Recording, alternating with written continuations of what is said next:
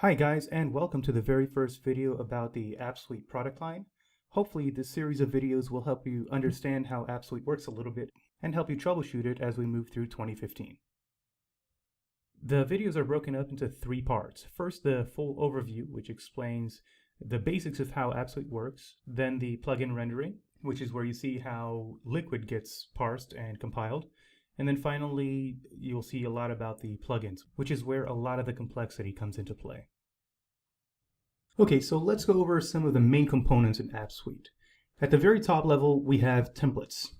Templates are effectively zip archives that have default.liquid files inside them, and then optionally, they can have some CSS, JavaScript, or images to supplement all of the HTML and Liquid that you have inside that Liquid file. So the Liquid file is effectively just a bunch of HTML that would normally go on the body of an HTML document, and it has some Liquid tags, which we'll go over in a little bit.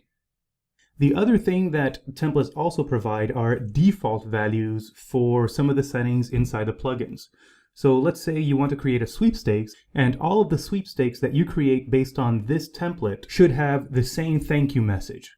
Well, you can set that in the template, and then when we go down to the next level of objects, which are pages, every page will have, by default, that same thank you message. Pages are based on templates. So you create a new page, and every time you create the page, you have to base it on a template. And as you might expect, each page has custom settings for the template that it was based on. Pages also are based on a specific version of a template. So let's say you create a new page based on template A. Then some author of template A goes over there and uploads a new version of template A. Your page remains unchanged. That means it still points to the old version of the template. So next time you log in to edit your page, you're going to receive a message that says, hey, there's a new version of the template A. Would you like to upgrade your template to that new version? The last part is the publications. So publications are effectively what consumers view as the end product. So what they do is they make available a particular page through some outlet or a channel, such as a landing page, which is what we call a microsite, or a Facebook Canvas page, or a Facebook tab. At this point, it's useful to differentiate between the types of users that we have to accommodate as part of the AppSuite product. So the first side is the client side, or the business side. These are the users that set up templates, they create pages, and they publish pages. We call these people business users because they're the ones creating content to be consumed by the people we call consumers. So consumers, as far as AppSuite is concerned, are effectively the common public. They only ever interact with AppSuite by navigating to one of the published pages, which is, again, either a microsite, a Facebook fan page, or a Facebook Canvas.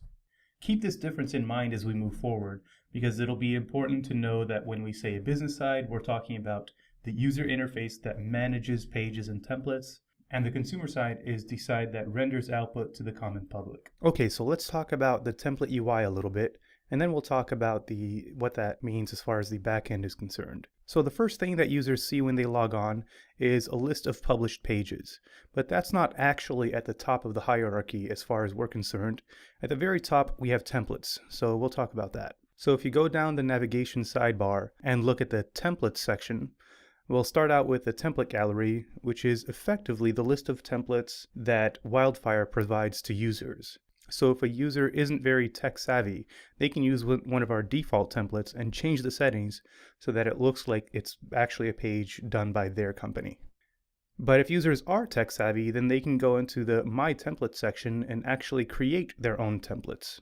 You create a template by uploading it or editing an existing template from the template gallery.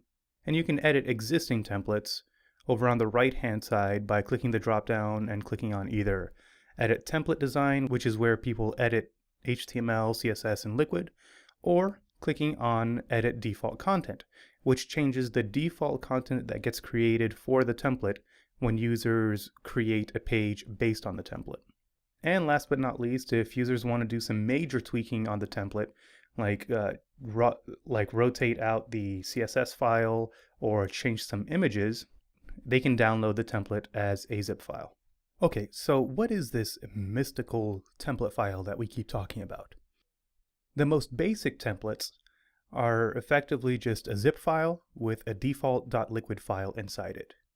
And liquid is just HTML intermingled with a little bit of markup called liquid. And liquid was created by this company called Shopify, and it's become pretty popular among templating languages in general in the Ruby community. But templates can have a little bit more than just that default .liquid file. You can also add JavaScript in the form of a default.js file or a CSS file called default.css. Now, for legacy reasons, these files are all called default. Whatever type of file you need. But in the past, you were able to make pages look slightly differently by using different file names. But we won't get into that since that's not supported anymore. And last but not least, you can also add image files like PNGs or whatever. Most of the time, these files are all organized in the form of assets folders and scripts folders, with the default.liquid file being in the root of the archive. So this HTML and liquid that we talked about is actually pretty simple. It looks a little bit like mustache tags, except, well, you put a bunch of liquid markup inside it. So at the very top there, you see that we have some liquid tags that start with plugin, and then the name of a plugin, which is gallery, and then the specific name of this gallery plugin within the context of this template. In this case, it's gallery settings.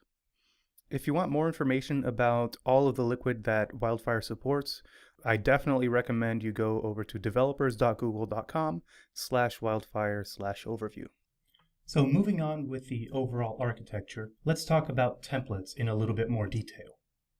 Users can either create new templates on their own by uploading a zip file, or they can use one of the public templates that we provide in one of our custom Wildfire accounts. Effectively, the way we provide those public templates is by uploading templates to a specific account called Wildfire somewhere out there, and voila, all of a sudden those templates become available as part of the public template gallery to other users of AppSuite. So templates are regular active record base models.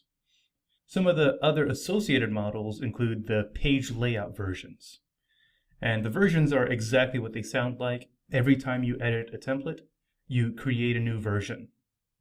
Templates also have plugins, which is what the majority of the other videos are going to talk about.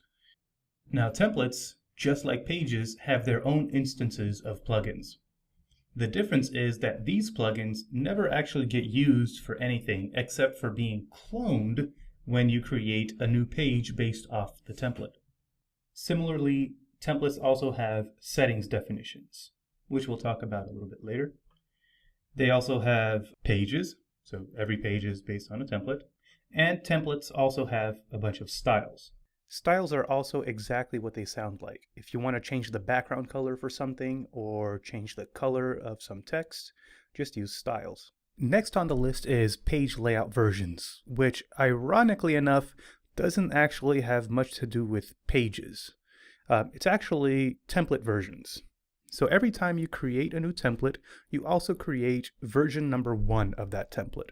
And every time you edit it, you also create another version of that template.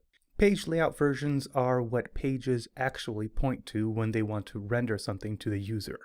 That way, every time you edit a template, your page doesn't automatically change randomly. Page layout versions have two main relationships. The first is to the page layout content. Page layout contents are effectively a big concatenated field where all of your liquid, CSS, and JavaScript files get put together. This is where you'll do most of the troubleshooting for templates if your templates look a little bit wonky.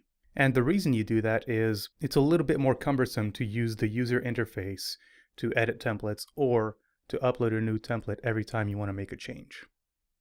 And the second relationship is page layout assets. Assets include all of the image files that users upload along with their templates. Now, unlike the contents which get stored in the database, assets get stored in an AWS bucket. And you can find the location of that bucket in the appsuite.yaml configuration file. Okay, so now we have the basics of templates. Let's talk about pages for a little bit. A page starts out very much like a template. So it has its own plugins, settings definitions, and styles. Every time you create a new page based on a template, the page clones plugins from the template and creates its own instance for the new page. Same thing goes for the settings definitions and for the styles. As you'd expect, pages also point back to the template they're based on. But in addition to the template and plugins, pages also have a set of publications, which are the things that are visible by end users. And we'll talk about publications in a little bit. They're actually pretty simple. Along with publications, users can also create page groups, which is that one feature that you've probably heard everybody say that nobody actually uses. But effectively, page groups are just a set of pages that look very similar but are targeted at different audiences. And to accommodate that, we have the target model and the page group model. Last but not least, remember that pages actually point to a specific version of a template. And we do that using the current page layout version field. Last but not least in this video, we have publications, which is effectively what consumers look at. Publications get created every time a user goes to the Publish section of AppSuite and then clicks on Publish. Now, how they get to that Publish section varies depending on how they created the page. So they can either go to the Publish section from the Page Edit menu or from a Page Group Edit menu. So that's why you see that a publication belongs to a publishable object, which can either be a page or a page group. If the business user publishes the page to a Facebook brand page, for example, Nike's page on Facebook, then the publication gets associated to a social page. But for AppSuite to actually show that publication on Nike's fan page, AppSuite needs access to the Facebook API. And we do that through Facebook applications. Now, Facebook applications is only one of 3 types of applications that we need access to in order to make publications available in any of the 3 networks we support. So here we have a separate set of relationships for each social network that we support.